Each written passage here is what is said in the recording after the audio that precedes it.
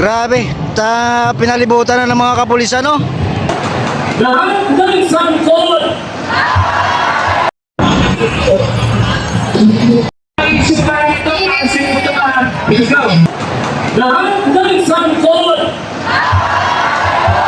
lahat ng sangkot ito lang ako sa inyo. Kaya nyo bang pamalanan? Sinong nanangot?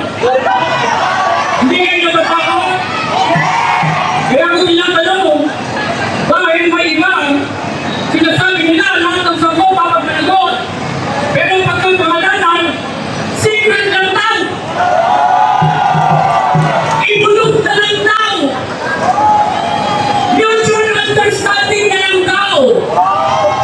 Ang pagtitipon pang ito ay ganon. Kaya yung pamalanan. Kaya sino ang numero unong dapat managot? Sino? Sino? Sino? Panginoon Duterte. Alam niyo yung rason kung bakit tayo hinaharangan? Bakit? Dahil sinisingil natin si Marcos. Ang gusto nila, yung mga pagtitipon na magbubulong ka lang, sikat lang ang pangalan, safe lang. Yun ang gusto nila. Ayaw nilang sinilin si Marcos. Manawagan ka, lahat ng sa'yo dapat managot, pero pwede, si Bongbong Marcos, ganon sila. Pero ay maitsura ng ating investigasyon. Lahat ng sagot dapat managot, pero pwede si Bongbong Marcos, pwede bibigyan ko isa, pwede namin si Santi ko, bawal si Pinsan. Bakit bawal si Pinsan? Isang nakakot na lang si Bongbong Marcos. At alam niyo ba kung bakit gano'n ang itsura ng investigasyon? Kasi mukhang nagkakasundo lahat. At sinasabi nila, magkasundo tayo na huwag natin sabihin, Marcos. Bakit? Kasi merong halimaw na mag-take over dito sa Duterte. Naniniwala ba kayo? Na dapat walang sinilin si Marcos? Isa na? Sinasabi nila, pag sinigil si Marcos, pag-take over daw ang Duterte, ang galing nila mag-isip para lang maging bandit sila. At magsasabi sila, numbers game, makikipag-alin sa sila kay Marcos. Kaya sinasabi natin, ganyan klaseng attitude sa investigasyon. At nagkakasundo lahat na huwag sinilin si Marcos. Dahil mismo ang mag-i-ensure na si Sara Duterte ay magiging presidente. Bakit? Kayaan pa natin si Sara Duterte lang ang manilig kay Marcos? Kayaan pa natin siya lang? Kayaan pa natin si Lipis na lang? Kayaan pa natin si Yaw-Yaw lang ng Dasmariñas? Kailangan natin sigilin si Marcos, sisigilin rin natin si Duterte, sigilin si Marcos, para huwag maging presidente si Sara Duterte. Matuloy kayo lahat. Marami na natin salamat. Tuloy ilong espiritu kayo naman. Mula sa impeachment ni Marcos at ating pakinggan ang mga mensahe mula kay Komisyon Puring Tagumas ng Rise Up. Attorney Jojo na kanilaw ng Duterte para luning effort upang talakayin ngayon siguradong mabubulok na sa ICC na si Duterte.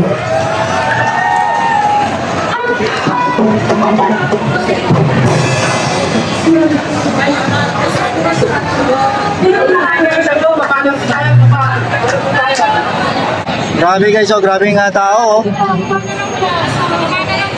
Sige ma'am, sige ma'am. Grabe guys, oh, grabing tao, oh. Nakita ko isang superhero. Sino ba yun? Sino nga superhero yan guys? Oh, si Kidlat ba yan? Didi? Hindi naman si Daddy D. Didi ang pangalan, ang nakalagay. May superhero na sumali sa rally. Yan. Didi, no? Sana hindi naman yung kaibigan ko na Daddy D. Grabe guys, oh. Grabing ang tao. Yun o. Sa yun yung nakikita kong superhero. Nakapula. Sige ma'am.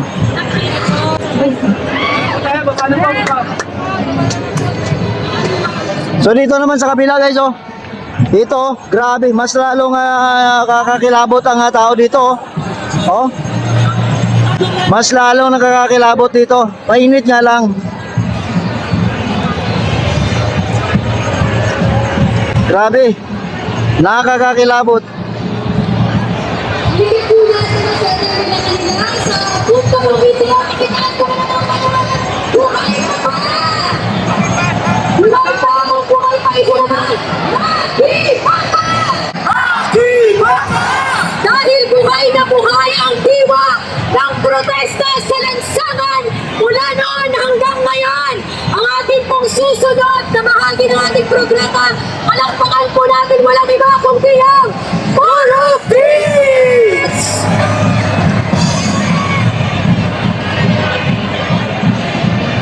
Yaman ang taas kanila sa ibaba! Yaman ang taas kanila sa ibaba! Yaman ang taas kanila sa ibaba! Yaman ang taas kanila sa ibaba! Yaman ang taas kanila sa ibaba!